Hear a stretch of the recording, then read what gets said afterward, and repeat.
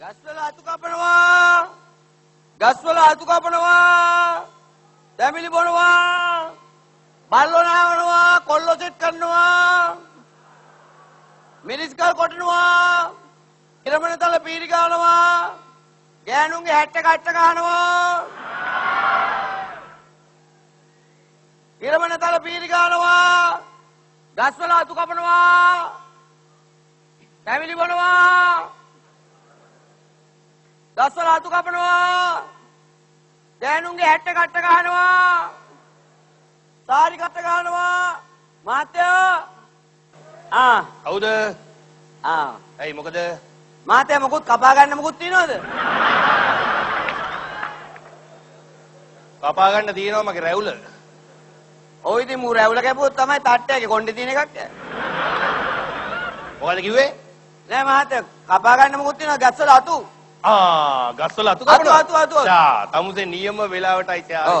මේ බලනකො අපේ මේ ගේ ඉස්සර මේ තියෙන කැන්ද ගහේ මේ අර වහලෙට බර වෙලා තියෙන අතු දෙකක් ඔය උස අතු දෙක මේ දෙක පොඩ්ඩක් කපා ගන්න ඕනේ. මේ කැන්ද ගහේ? ඔව්. අපරාධනේ මහත්තයෝ මේ කැන්ද ගහේ අතු කපන්නේ. ඇයි? අපෝ මේ කැන්ද කොළ ටිකක් කඩාගත්තා නම් මේ හැලප ටිකක් කඩාගන්න පුළුවන්. නෝනා නැද්ද ගෙදර? ඇයි හැලප අච්චුවර තියලා හදාගන්න හැලප ටිකක් නෝනාගේ. මේ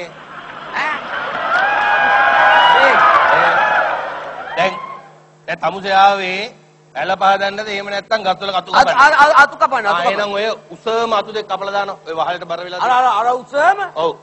ඒ තරම් උස ඉනිමකක් තියෙනවද? අච්චර උස ඉනිමක? ඔව්.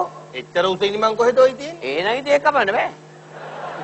අර පල්ලෙහා තියෙන අතු ටික කපන්න මගේ උතර තියෙන ටික ක්‍රෝටන් ගස් ටික කපලා දෙන්න. තමුසේගේ උතර තියෙන අතු ටික ඉතින් මටත් කපා ගත්තා ඒකනේ. තමුසේ මොකටද කපන්නේ? ඉතින් කපාංකෝ මේ තියෙන්නේ පොරෝ. පොරෝට බණක් තිය. පොරෝට බණ.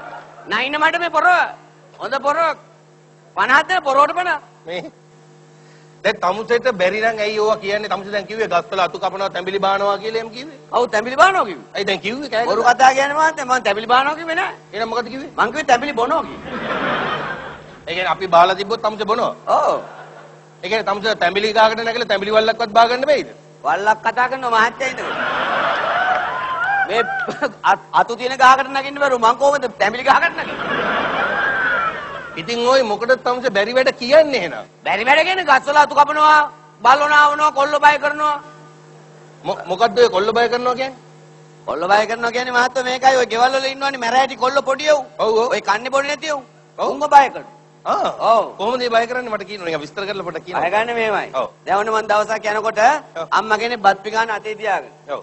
ගේට්ටුව ගාව බලාගෙන ඉන්නවා. මැරෑටි කොල්ලා ඉන්නවා මෙතන. පොඩි එකා. බත් කන්නේ. බත් කන්නේ. මං එයා මොකද කියලා. කොල්ලා බත් කන්නේ නැහැ. මං කිව්වා ඉන්න මම බය වෙන්න එපා මම බය කරලා දෙන්නම්. හරි. මං ගියා ළඟට. ඔව්. පුතා අම්මා අතේ දින බට්ටිය කන්න මගේ පැටියෝ කිව්වා. බෑ ගෑවා. එහෙම තමයි මැරෑටි කොල්ලෝ. ගත්ත පොරෝ. ගත්ත පොරෝ. ඔල්ලෝ තෝ අම්මා අතේ දින බට්ටිය කනවද නැත්නම් තෝගේ බත් ටික මං කන්නද කියලා ඇහුවා. ගාලා පැනපු ගමන් බත් ටික. තමුසේ කයි කියලා බය වෙනා කොල්ලා. කොල්ලා බය වුණා. හොඳයි ඒකයි හොඳයි. ආයෙ දවසක්. ඔව්. අම්මා කෙනෙක් මේ කිරි බොන දරුවෙක් අතේ තියාගෙන ඉන්නවා ගේට්ටුව ගාව. මං ඇහුවා මොකද කියලා. ඔව්. බබා අම්මා කුක්කු බොන්නේ නැහැ කිව්වා. මං කව බය වෙන්න එපා මං බය කරලා දෙන්නම්. හරි.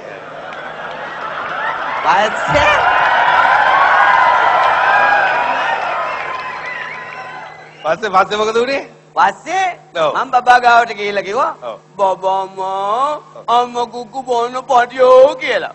මූ ගෑවා. ගත්ත පොරෝ. අරන්. තෝගේ අම්මා කුක්කු තෝ බොනවද නැත්නම් තෝගේ අම්මගේ කුක්කු මම බොන්නද? කියලා මං කට අදාළ තැනට ලං කළා. ඔව්. තාර් ගාලා කනට වැදුනා. ළමයා පයින් ගහන්න ඇති. නෑ බබාලා තාත්තා ළඟ ඉඳලා. හරි දැන් මෙහෙමයි. අපේ ගෙදර නම් ඉතින් එහෙම බය කරන්න කොල්ලෝ නෑ. ඒක නිසා අල්ලපු ගෙදර පැත්තට යන්නකෝ බලන්න කොහේ හරි මේ පැත්තේ මොකක්ද කරන්නේ. එහෙම කරන්න එපා මහත්තයා. අපි තමාරුවෙන් ජීවත් වෙන මිනිස්සු මහත්තයලා විතර කොතන ඇඳලා කරලා ඉරි ෂර්ට් එක ගහගෙන හිටියම හරිද? එන ගහනනේ මහත්තයෝ. මොකක්? අපි ජීවත් වෙන්නේ අපිට මොකක් හරි දෙන්නකො මහත්තයෝ. ඉතින් තමුසෙට දෙන්න වැඩක් නැත්තම් මම මොකද්ද දෙන්නේ? නෝනා ගල කොටමුද? මිරිස් ගල කොටමුද? කොටන්න මිරිස් ගල තියෙන්නේ බෑ ඔයි. එහෙනම් මහත්තයා තලේ පීරි ගාමු. මගේ තලේ? ඉරමන තලේ. නෑ තලේ මොට්ට වෙලා නෑ තාම. මාත්‍යා මොට්ට වෙලා නෑ කිව්වේ ඉරමන තලයේද මේ මාත්‍යා තලේ? තල දෙකම මොට්ට වෙලා නෑ. කියන්නත් බෑනේ මේකගේ තට්ටේ පැහැදිලා තියෙන විදිහට. තලේ මොට්ට නෑ කිය. මේ තමුසේ මේ අනුන්ගේ තල මොට් පීරි ගගා මුවත්තිය තියෙන්නේ තමුසේගේ තලේ මුවත් තියා ගන්නවකෝ. අර නෑ මාත්‍යා. ඇයි? මං කැමති නෑ අනුන්ගේ පොල් ගන්න.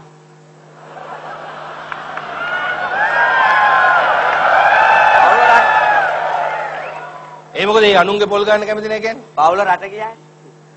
පවුල රට ගියා. ඔව්. ඒ කියන්නේ යවුවද කේ? රට යවුවා නාස්තිය වැඩි. නාස්තිය ගෙදර ඉන්නකොට නාස්තියමයි. අමුදට කිව්වා මොකද අපේ ගෙදරත් ওই ටිකමනේ. ඇත්තද ගෑනු අයියෝ. අපි මොනතරම් මාන්සි වෙලාද කීයක් හරි හොයාගන්නේ. මේ ගෑනු කිසි මාන්සියක් නැතුව හරි ලේසියට එහෙම කාබාසිනිය කළා දාන්න. මේ ළඟදී අමුදට කියන්නේ අපේ පවුලට මම රුපියල් 2000ක් දුන්නා. මේ පොලට ගිහිල්ලා සතියකට ඇති වෙන්නේ එළවලු බඩු ටික ගේන්න කියලා. මෙන්න මේ ගෑණි හිස් සතින් ගෙදර එනවා. බඩු නැහැ. ඔව් මං අහුව මොකද කියලා. ගෑණි කියනවා සල්ලි නැති වුණා. මං අහුව මොනවා වෙලාද සල්ලි නැති වුනේ? බස් එකේදී පොකට් ගැහුවා. අපේ ගෑණි පොකට් එකක් තිබ්බට පොඩි සල්ලි විතරයි පොකට් එකේ දාගන්නේ. දාන්නේ. ලොකු සල්ලි සේරම දාගන්නේ මෙහෙ. බැංකුවේ. බැංකුවේ. ඔව්. බැංකුවේ කිව්වේ? මේ තංගල බැංකුවේ. නෑ 78. ඔව් හරි. ඔව් බැංකුවේ. තංගල බැංකුවේ කියන්නේ. බ්‍රාන්ච් එකේ ඔව්. හරි. අපේ පවුලත් එහෙම තමයි. එහෙමද? ඔව්. පස්සේ මම අපේ ගෑණිකෙන් ඇහුවා ඔව්. යකෝ 78ට අත දාලා සල්ලි ගන්නක අපිට තේරුන්නේ නැද්ද කියලා. ඉතින් මෙන්න මේකේ කට රෝල් කරලා උල් කරලා කියනවා කවුද දන්නේ සල්ලි ගන්න අත දැම්මයි කියලා.